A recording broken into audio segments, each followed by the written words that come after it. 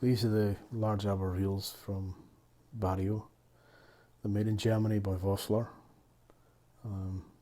to a specification that came from Mike Barrio. There's actually a lot of Vossler to these, but they're different. I'd call this more of a mid Arbour than a large Arbour. The capacity in these is generous. This is the 3/4 model. I'd say it would take a line size heavier than that quite easily. The backing capacity is generous. The spool fits to the body with an O-ring system, so you push through from the back and it pops out. It takes a bit getting used to, but if you've used that system before, it's fine. It works well. There's a slot in the housing that takes a screw on the spool fits into. That links the body to the spool. The thing to note here is this is a full frame reel. That's quite unusual on reels this size and at reels at this price. These members could be a little bit thinner because that form, that full frame form, gives tremendous rigidity to a reel, so that a bit of weight could be shaved away from the body. But it's reassuring to have that sort of sense of something very solid. These are very nicely made reels. The whole thing fits together really smoothly and positively. There's no play between the spool and the body. The body is made from a single piece of metal, and so is the spool.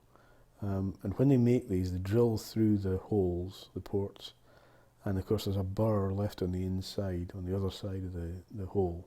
That has to be removed. It's essential that's removed as part of the process of making the reel. And that's where finishing comes in, because there are basically two ways of finishing that. The burr can be taken off with a tool, or it can be it's rubbed away with a tool, and then the whole spool is tumbled. I don't know which method was used for this reel, but it's a very smooth, very well finished reel. This is the larger of the two models I was given as samples, or sent as samples.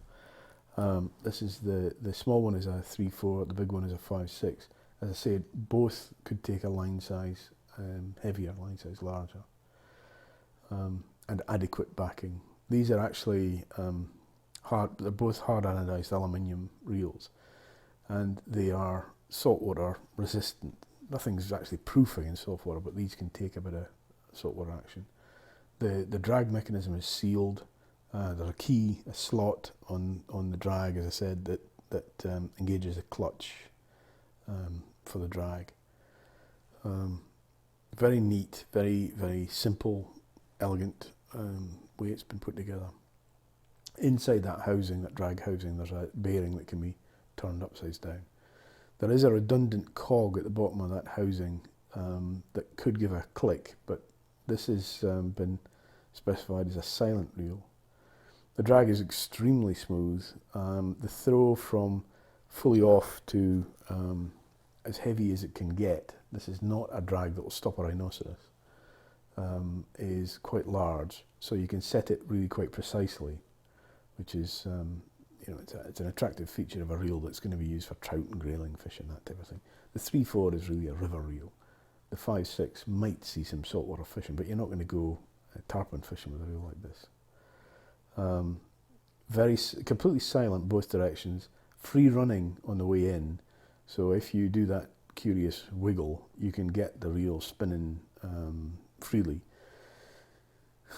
You can do that in the shop. It's a bit like wiggling a rod. You can do that in the shop, but you're not going to do it when you're fishing. So that's the Barrio large Arbour. Very nicely finished. It's a reel that's going to last. It's a reel that's going to be passed on, that type of thing. And they're probably going to get better looking as they get aged. A few battle scars, and this is going to be a really nice looking thing. Barrio large Arbour.